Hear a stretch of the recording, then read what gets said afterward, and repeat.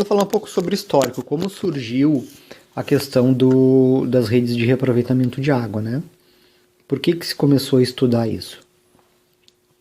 Bom, na década de 70, né, aquela primeira configuração lá de tratamento de final de tubulação era bastante comum, não se cogitava fazer qualquer tipo de reaproveitamento. Então, lembrando aqui, né, final de tubulação, junta todo mundo, né, e trata em sequência, certo? Então, isso na década de 70, onde nem se cogitava fazer reuso e reaproveitamento.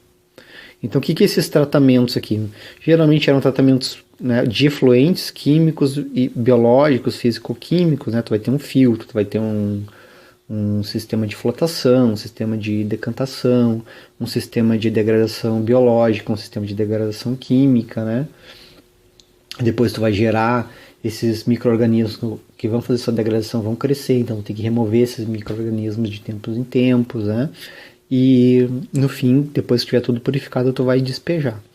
Então esses tratamentos de final de tubulação, geralmente eles são químicos, tá? Na década de 80, se começou as indústrias começaram a ter um interesse maior pela implementação de políticas de reuso e reciclo de energia. Então, antes de começar o reaproveitamento de água, o reaproveitamento de correntes de processo, né, tudo isso teve início devido à política de reuso e reciclo de energia, que veio lá do final da década de 70, onde teve a primeira crise do petróleo. O petróleo subiu de preço, né, o petróleo era usado para se obter energia térmica, vapor principalmente. Então se começou a ter políticas de reuso de vapor, correntes quentes e correntes frias de processo, e isso também essas técnicas acabaram sendo pensadas também para o uso em reaproveitamento de correntes de processo, né, de integração mássica. Na década de 70 a gente vê bastante desenvolvimento de aplicação e de modelos, né? E nessas últimas 2 décadas, assim, a gente tem visto a questão emergente, que é os sistemas de produção limpa, né? Então, se pensa a produção do aspecto econômico, mas social e ambiental também, né? Então, o que é a produção limpa? Evitar a produção de poluentes na origem, ou seja, escolher os processos que gerem, né, que sejam operacionalmente seguros, mas que também se produzam poucos poluentes, né? Então, ou seja, não escolher rotas e processos que não poluam, né, na sua origem. Pensar na prevenção da poluição como parte integrante não só do desenvolvimento do produto, mas no desenvolvimento do processo. Então, eu quero desenvolver um produto, né? O meu produto é ótimo, maravilhoso, só que ele vai poluir muito. Então, se pensar em formas alternativas para que aquele produto final ou não polua, né? Ou se tente alternativas a esse produto, né, que não sejam poluentes. A mesma coisa dos processos produtivos desses produtos. Então, essa questão de produção limpa também pensa que os rejeitos são considerados como recursos potenciais. Então, é comum em alguns lugares do mundo, né, ter parques industriais simbióticos, onde o rejeito industrial, né, que é considerado não aproveitado pelaquela empresa, é usado como matéria-prima na outra, fazendo um ciclo fechado, como faz a natureza, né?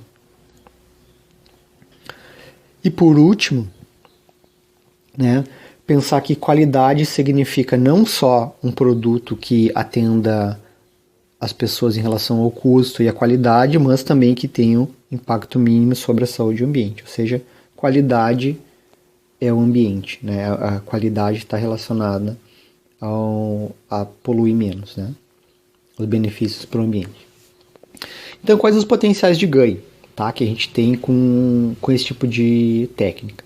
Aí eu vou falar aqui algumas partes da ganhos de integração energética também, que está bem relacionado, que é onde surgiu, né? Então a integração mássica surgiu da integração energética.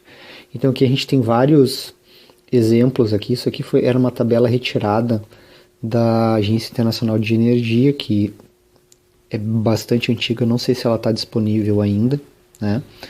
A IEA, que é a Agência Internacional de Energia aqui, que tinha uma página sobre integração de processos especificamente. Então a gente vê aqui que muitas, né, qual a economia obtida com técnicas de integração energética. Então $500 mil por ano, 470 mil dólares por ano, 95 mil dólares por ano, né? Que está o segmento das indústrias também, né? Então, isso trouxe bastante benefícios, a redução de custo energético, né? Custo com energia e vapor para essas empresas. Falar um pouco sobre a redução de ganhos com redução de água e poluentes, né?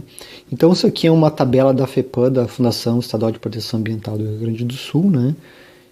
Ah, não, desculpa, esse aqui não é. Esse aqui é um estudinho um pouco antigo que eu fiz com alguns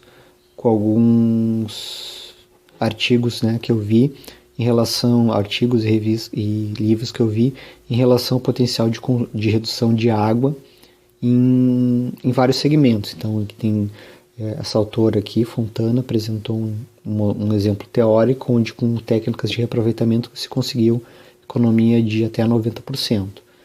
Esse autor aqui, Farenzena, fez também um estudo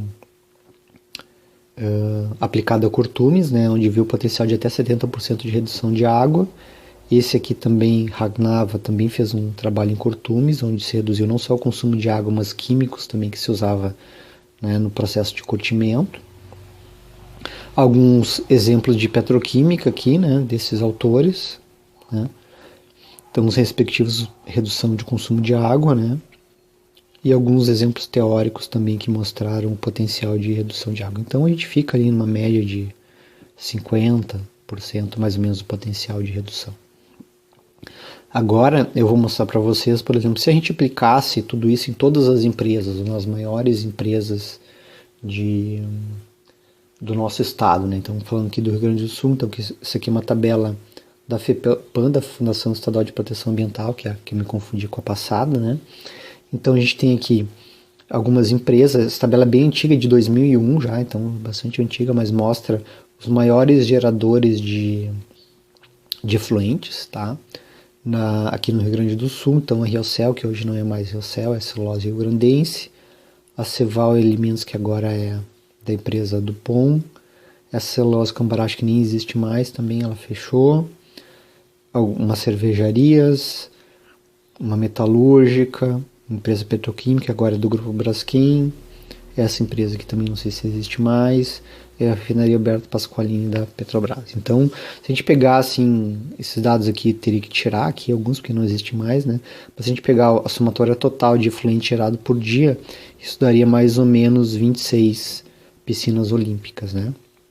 E se a gente aplicasse um potencial médio de redução de insumos de água de 50%, mais ou menos, que é o que a gente obteve nesses casos aqui, né? Claro que alguns são teóricos também, né? Mas a gente conseguiria um potencial de redução bastante grande. E aqui também é quanto eu uso de água para processar diversos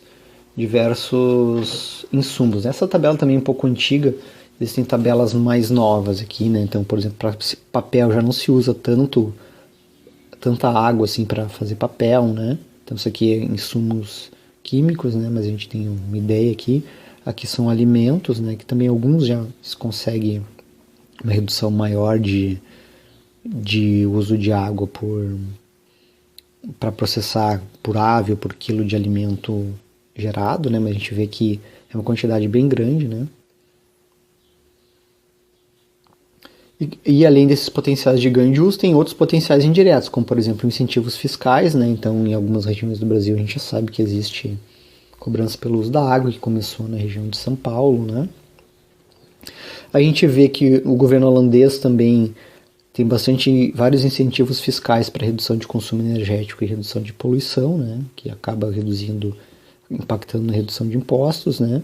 E além disso, pode ter também até mesmo a viabilização e ampliação de unidades para a construção de novas indústrias. Então, por exemplo, eu sou um empresário, eu quero duplicar minha capacidade de produção, mas em muitos estados, se tu não atender a legislação ambiental, tu não tem capacidade, o estado não te dá a permissão para tu ampliar, né? Então, se tu usa técnicas de reuso de água para reduzir o consumo de água e o descarte de água, isso pode até viabilizar a construção de novas indústrias, né?